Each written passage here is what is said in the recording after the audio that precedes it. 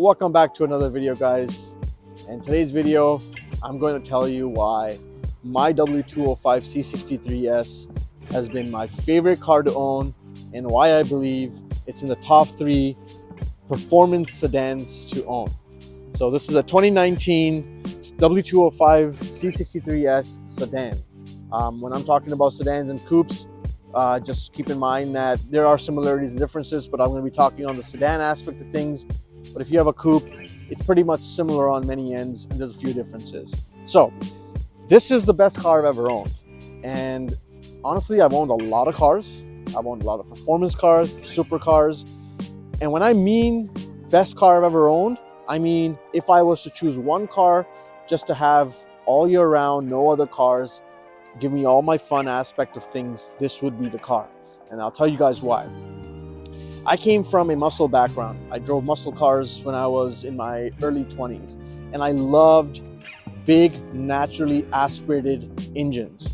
But as time evolved, I evolved, became more of a family man. I started to realize I wanted a little bit more refinement. I wanted a little bit more practicality. And this is where the C63s came in. First of all, it is basically a German muscle car. I mean, it is in Germany, in Europe, a lot of it's looked upon that way. So that opinion is not just me originating it from my aspect. This is what they kind of think of it in Europe. But this car itself overall embodies everything that you really need in a car. You can also kind of get that in the E63s, but I'll tell you guys why I think the C63 or the S is a better option. In terms of its size, it feels more nimble. It feels more sportier. It feels more drivable on a basis where you can throw it around like an F80 M3 or something like another four-door lightweight sedan. And while I think the E63s and the S63s are great cars, and I think they're really luxury-based, performance-based, in terms of the biggest engine in the smallest platform, this has to be the number one raw car that I've driven in terms of being a sedan. So I have 4 doors. I have the capability to fit 4 people. It doesn't necessarily fit 5 that well, but I still have the option to do so. So when I say it's the best car I've ever owned, I don't mean in an aspect of, oh, it's the best car or a supercar or best sports car. I mean, overall, this is one of the best cars I've ever owned. And it has been reliable. There's been 1 or 2 things which I'll tell you guys, but other than that, I'll tell you guys what I have done to it. And as I've gotten older, I've realized that going too far with a car isn't the best idea. So I'll tell you why I fell in love with this platform more and more as I tuned it. All right, I'll quickly list off the mods that I have on this car. I have this car lowered on H&R springs. I have 15mm spacers all around to get an OEM plus look, just because lowering brings the rims and tires a little bit too much into the wheel well, so it was a good option for me to keep the OEM plus setup. I have it wrapped in passionate purple, which I absolutely love because it really changes the color from all angles, and when you look at this car from that perspective, it brings a vibrant out. And I have downpipes, which I just got done a couple months ago, and I'm waiting on a tune which I had finalized. But unfortunately, with this car, I learned the facelift 2019 plus C63s sedans, W205s, need a TCU tune too. So I thought I'd wait and give it the best treatment I can, rather than just kind of throw on a tune and do it for, no purpose. So that's what I'm waiting for. But that will get done once I have the TCU, ECU both properly aligned, and I'm thinking about doing a air intake as well. So this car itself, I bought with around 48,000 kilometers for people in the States. I don't know how many miles that is, but 48,000 kilometers. I'm at about 80-ish, 84, 85-ish. And in those 40-ish thousand kilometers, not miles, kilometers, I've had only 1 or 2 issues. So the first issue is very common on these cars is the front right radiator. It controls the cooling for the transmission. So that usually gets chipped from rock and debris, and it gets punctured, and then the transmission starts to overheat on really hot days. The fix for that I found was, first of all, you have to replace the radiator, but now AMG or Mercedes has released front covers for the actual C63s sedan or the Coupe, the W205s, to mitigate that issue. So you won't have debris hitting the radiator straight, it'll be hitting the mesh in front, and it's an OEM Mercedes AMG part. The other thing I really love about this car is the driving feel and the dynamic.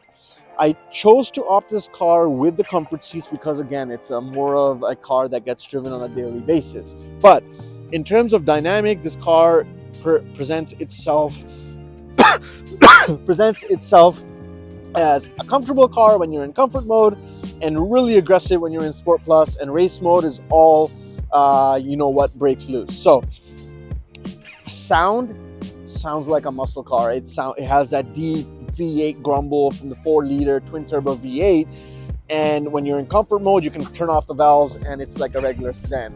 I think for me that gives me the aspect of having a passenger, giving myself the comfort, you know, level of going to work on our average day where I don't have to go ripping it around. But then if I want to go for a little rip and a cruise, I put it into Sport Plus and it's in a dynamic mode, and it's, you know, handling like honestly a really expensive exotic car sometimes handles like. So this is where my love for this car is so appreciated, because it does everything so well. It doesn't do one thing really great. I mean, it's straight line, it's rear wheel drive, straight line speed. You can tell like in the beginning when you're taking off from accelerating, you're kind of losing a little bit grip on the back. But besides that, it's a rear wheel drive, front engine, just kind of a muscle car, and I love that aspect of it. Another thing I realized about these cars is that in order for you to really enjoy them, you sort of need to understand that they're going to be a little bit more costly on the aspect of maintenance. And it's not a bad thing. What I realized is if you keep up with the maintenance on these cars, they will actually serve you a really long time. Most of the cars that have a lot of problems, they usually have a lot of problems because people don't keep up with the maintenance. Maintenance really hasn't been that bad, besides the front intercooler issue that I had to replace on the mesh. I've just done oil changes, I've done spark plugs, I've done coils. Coils is a big thing on this car. You got to do them at a certain amount of kilometers listed in the manual, and you can't get away with it because it's a high performance engine. So if you want to own one of these cars, the maintenance is definitely something that you have to know is kind of crucial. But besides that factor, the actual car itself is not that hard to maintain on an average basis. It's a very normal Mercedes C-Class type of maintenance. You know, your consumables, and you drive it like a regular car, which is the most amazing thing. Now, what I have learned about these cars, which I guess you could say you only learn when you own one, is they're designed to be a little low-key. Now, mind you, I wrapped mine in passionate purple, but if you just looked at the original color of this car, it was white. So you can actually get away with driving around on the street with a high-performance sedan and not really worrying about too much attention, which I love. And the tuned C63s, W205s are so great because they produce a lot more horsepower than your average sedan, and for not too much money. Besides the downpipes in tune, which are the most common mod on this car, people just usually do the lowering springs with the coilovers, and the AMG Performance exhaust is good enough with a downpipe that you don't really need to worry too much, because you can open and close valves. So this is why I love this car. It has been a pleasure. It has been a pleasure, and it has been the most overall fun packaged car I've owned, and I wanted to kind of explain that on a video. And I just want to let you guys know that don't be afraid to own one. I'm probably going to drive it for a little bit more. I'm thinking about keeping it maybe another year or two, depending on what happens if I find something else I like. But very, very, very good car overall for somebody that can, just understand what these cars are. They're not going to be giving you something that one particular thing. They're not going to be giving you one particular thing. They're going to be giving you everything in a great manner, like a nice 8 out of 10. So yeah, if anyone's ever looking into a W205 C63s, I think these are going to hold their value really well. I think they're going to keep their value high because of the V8.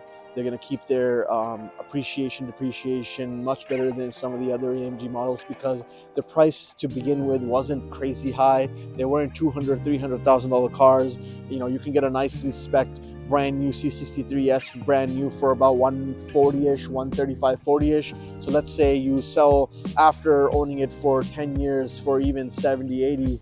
At the end of the day, you're laughing, right? So it's a matter of finding a right deal. And if you really want the best bang for the buck and you don't care about the electronics, I would go for the pre-facelift. It doesn't have the OPF, the filters, so the exhaust is louder because of the emissions. So 2019 Plus is the facelift version. But if you want to really get the bang for the buck, the 2016 and above to 2018 cars are honestly awesome. And the only reason I didn't do that was because I wanted the electronic dash and the display and the Apple CarPlay and the little jazz to kind of keep the car for a little longer. But if I really didn't want to keep the car for too long, maybe 2 years, give it a a little fun ownership experience, that's what I would have done. I would have bought the pre-facelift because besides some of the cosmetics, it looks pretty much the same. So you can do a lot of that stuff on the side and save yourself a lot of money. You know, you can buy one for 45 versus 75, so it's about $20,000-$30,000 difference between pre-facelift and facelift.